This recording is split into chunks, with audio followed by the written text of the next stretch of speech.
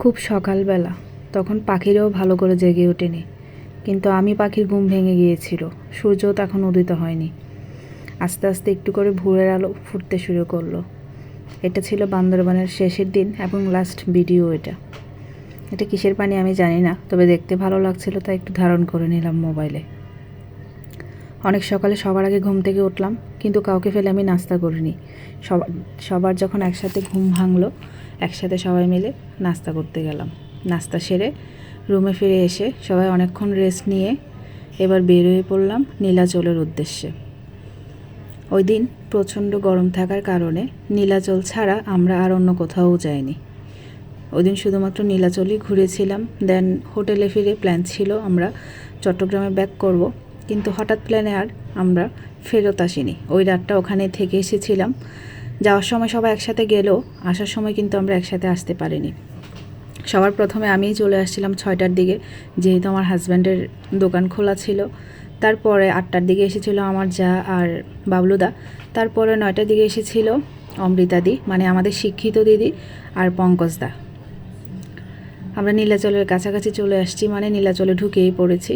ফাঁকে ফুঁকে আবার একটু করে চাঁদের গাড়ির ভিডিও অ্যাড করছি। আর এখানে সবাই মিলে সাউন্ড বক্স নিয়ে নাচানাচি করছিল, আনন্দ করছিল, কেউ বা ঠাট্টা মশকরা করছিল। এইভাবে আনন্দের মধ্যে নীলাচলের প্রায় আধা ঘন্টা থেকে 40 মিনিট সময় পার হয়ে গেল এক জায়গায়, মানে একটা কর্নারে দাঁড়িয়ে আমরা অনেকটা সময় পার করে দিয়েছিলাম। তারপর আস্তে ধীরে এবার পাহাড়ের দিকে যাব, কিন্তু ওদের নাচ তো শেষ হচ্ছে না।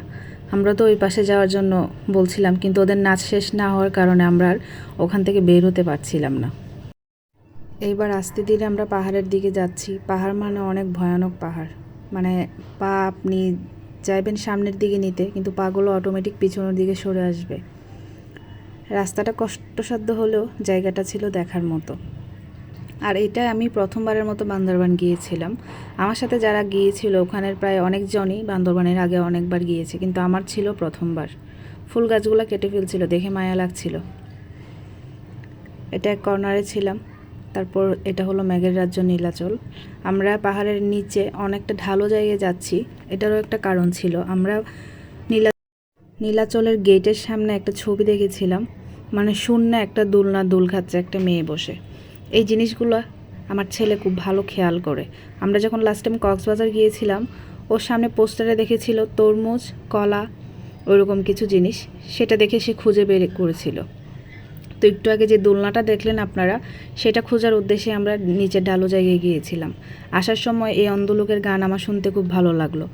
আর এই সেই জায়গা যেখানে আখের রস না খেলে আপনি জীবনে অনেক কিছু মিস করে ফেলবেন। এত মিষ্টি ছিল, আমি যে আখের রস খাই না সেও 3 গ্লাস খেয়েছিলাম। খুবই টেস্ট ছিল। তারপর রুমে ফেরত আসার পালা। ওই দিনের মতো এবং লাস্ট ভিডিও বান্দরবানের ছিল এটা আমার। বাসায় এসে মুড়ি মেখে খেলাম সবাই।